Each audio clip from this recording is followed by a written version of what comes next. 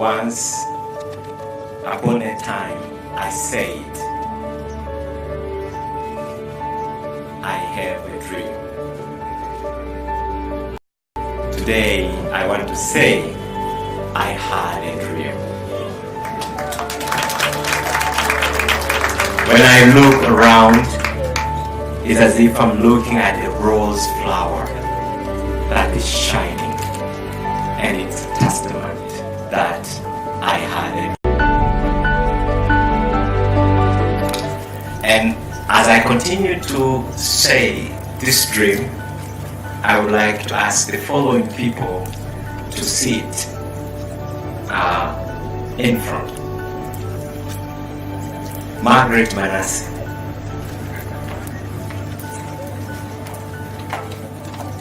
Doris Frank, Professor Eligius Yamuya, to sit in front here, and Dean Helen MacKenzie. These are the 4 people that I'm going to tell the story, and you will be listening about this story. It is a story about the dream that I had. But before I say about this story, I want to say something that happened 10 years ago. It's about a miracle cup, Kikombe cha Babu. This is something that even a young child heard about it. It's an older person who was living right in the middle of Serengeti, very far. It would take 24 hours driving to get there, very middle of the jungle. He claimed that he had a miracle concoction of herbs that cures all chronic diseases. So people with HIV, diabetes, they ran over there. And it was hundreds of people who went there. I couldn't imagine how powerful it was. Nobody was able to block that migration. I'm among the people who lost a lot of my patients. They even removed their drip. They said they wanted cure. And we couldn't. Actually, including my mother went. So it was a huge issue. But only one thing which I want to pose today that will cement my story is that people were looking for help. And 95% of those people had common health conditions, non-communicable diseases. And it was claimed that it has been failed, so they were looking for help. So the only one question that I want to ask is a group of religious people, because we work with them. Nataka kuwauliza viongozi wa dini kuhusiana na safari ya Loliondo. But I also want to ask my fellow doctors, madaktari wenzangu kuhusiana na safari ya Loliondo. Kwa sababu wote kama ni hasara tulipata. Because if it's a loss, we did get a loss. I lost a lot of patients. They died because of lack of insulin, lack of medicine while they were waiting. You would wait in a queue for 1 week before you get the Kikombe. But those who came back, they had stopped drugs. They died due to complications. And it was a massive. That is a question for we doctors. But for religious leader, I'm sure also our people, we lost their spirit and soul while they were looking for that. So this is the question I want to pose today. Had we working together, would we lose that many people? Probably you have the answer. I haven't started yet to tell the story about these 4 people. Margaret Manase is my mother, sitting very, very close. I would never tell you about this story without this mother. She brought me in this world.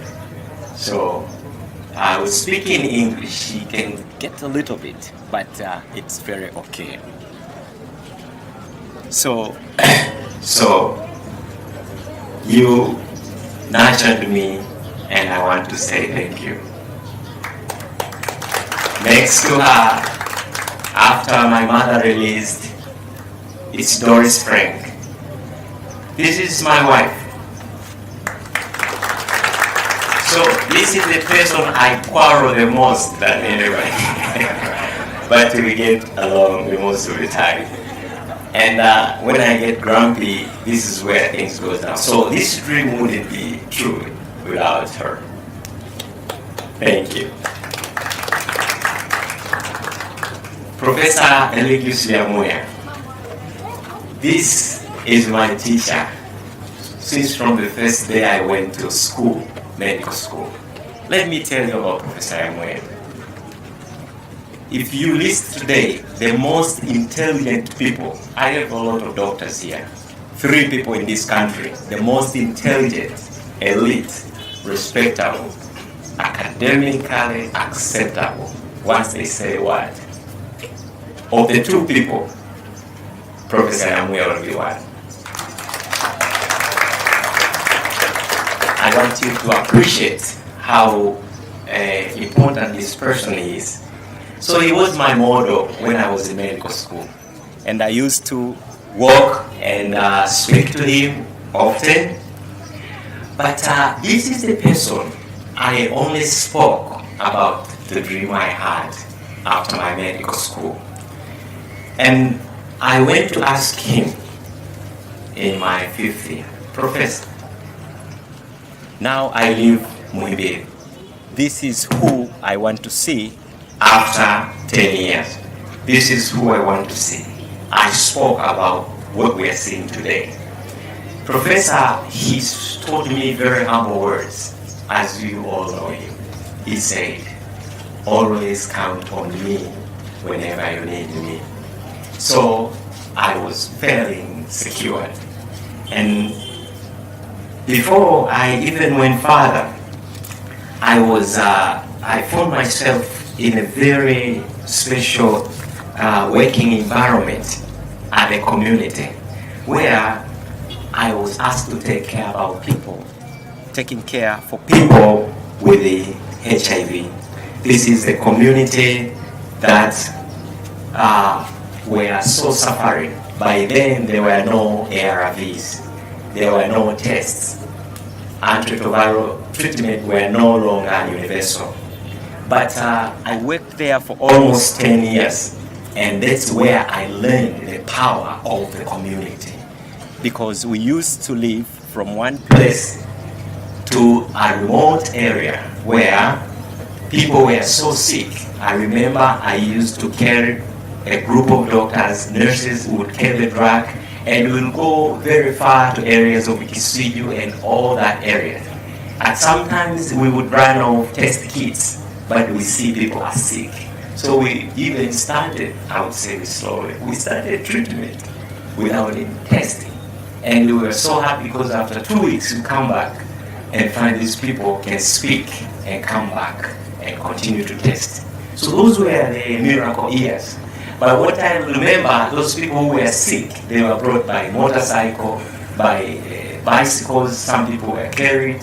So I learned that the community has the power if they are empowered. And this is what I learned 10 years back. This was before I was even sent to Johns Hopkins. So after staying for almost 5 years, I started to get tired because all my colleagues went to school, they did their master's, PhD, and then they started to look at me and staring at me. Then I was like, what is this? So I said I must go back to school. By then, I was very much respected because I worked for HIV and people would ask me a lot of questions. But I learned one thing. When people ask you about a comment, before they shake their head and appreciate, they ask who you are. And with all the experience, whenever I give comment, they would never accept it 100%. So I learned that I must go back to school. So I was looking for a university that would give me strong education, that I can impact the community. The best school in the world. I was looking for a school that can influence the world, move the world. The school that has people that think day and night about protecting life. And if you put these words in the Google, the only school that will come is Johns Hopkins School of Public Health. So I applied for this school. So tell me what about this special school, the best one? Normally, they are the most expensive. You'd agree? So when I applied, I was very lucky. I got admission. But then I looked at the bill. I said, no way, it won't happen. So I tried my best. I said, how will I go to Johns Hopkins so that we can move this world? That was my biggest question. So I started to write letters. I wrote to the Bill Gates and Melinda Gates. I wrote to De Beers. I think I even wrote to more. Like, I wrote to so many people who would probably, but I didn't get any support. But I also wrote to the World Bank. But the year passed, I didn't get the scholarship. The second year, I didn't get the scholarship. I was so disappointed that, oh, my dream is dying. The third year after I lost, then there was a special scholarship was given by USAID. Actually, USAID was helping me to go to those remote areas. So these were the scholarship criteria. We are looking for someone who has actually worked in the community, impacted the community over 5 years, not in the government, who has admission at Johns Hopkins who can support. I applied, but I didn't get the scholarship. I was so sad. So 4 years later, I received this phone call from the World Bank. We are happy we will take you to Johns Hopkins. And that's how I went to Johns Hopkins. I was happy just like you, but I was worried, will I again apply? Because it was very difficult to apply. Then when I went back to my office, I received a very special email from Maria Dana West saying that we will use your 4 years application. Just come. So that's how I came. So I joined Johns Hopkins, and I was in the hands of Dean Ellen MacKenzie. So when I was there, I was able to generate and write. Before I went, I could write and write grant maybe and mobilize resources. But also, the very important lesson I learned, it was about effectiveness, efficiency, cost benefit, scalability, hypothesis, logic model, health system, community engagement, objective, and health behavior. Those are the things I learned at Johns Hopkins. So I came back with an inspiration of working with the community, with tools in my hands. And then we started the Community Center for Preventive Medicine. So I spoke to one of my teacher who was Professor Gilbert Burnham, who actually, he was very inspired by the vision and what I actually thought would be the fate of what I perceive to be our mission. So Gilbert Burnham told me, Frank, if you are going to do what you are telling me, we will all appreciate after 20 years. That's what he told. And he said, I will come to CCPmedicine whenever you start. So he came. And whenever he came, he found that it was like 1 month before I opened. David Peters, who is the head of International Health, also came. And he's the one who actually helped us to launch our mission, and that was very, very possible. So with this mission, and one of the most important things is to work with religious leader and work with them, and we continue to impact the community. As you see, we continue. But one day, we started with the district commissioner. Dr. Sam was here. He's the one who opened this mission here 5 years ago, as you can see. But after that, we continue, and we had other people visiting us, including the Minister for Health,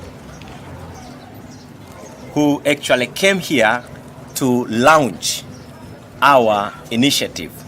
And that was a sign that the dream is becoming true.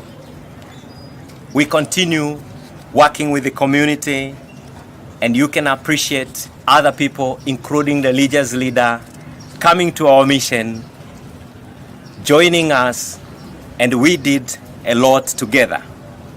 But also 3 years later, we had the Vice President coming to our mission in the same ground. That was purely a sign that our mission is becoming true. We continue with the same. And it was this May when we were invited at the WHO, where I met Health, and then he heard about the story, and then he said, we will come to see. And it has been true that you came.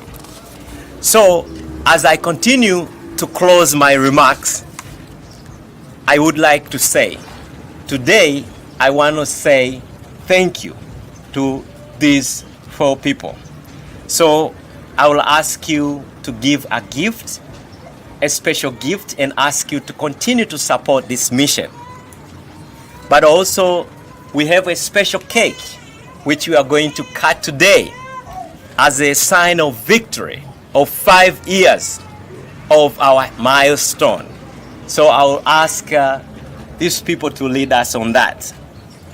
But also, I would ask Dean to issue certificate of appreciation to those people who have supported the mission. And these are the donors and volunteers and healthcare professionals who are sitting here. And that is the biggest thing I would like to ask. But I do have a very special request to the family of John Hopkins to join the hands to evaluate the model that we've already presented, but also, if possible, to mobilize resources so that we can get evidence. But this has been said by the Vice President, but truly, we must have evidence to be able to influence the whole community to come up with our mission. So finally, I would like to say, we have seen this dream coming into pass.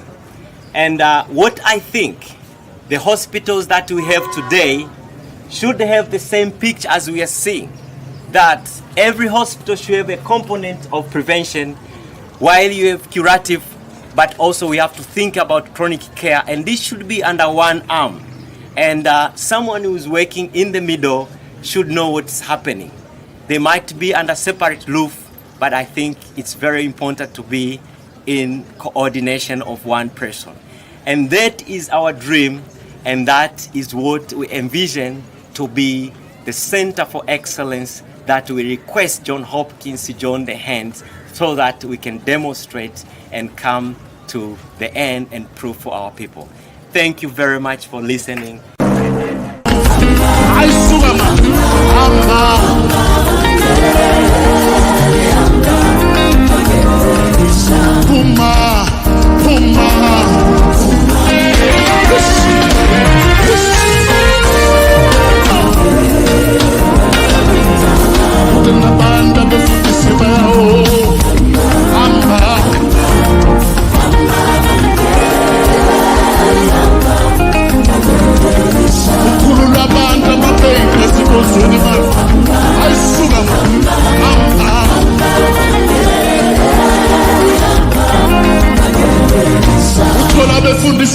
baba abantu besifazane nabo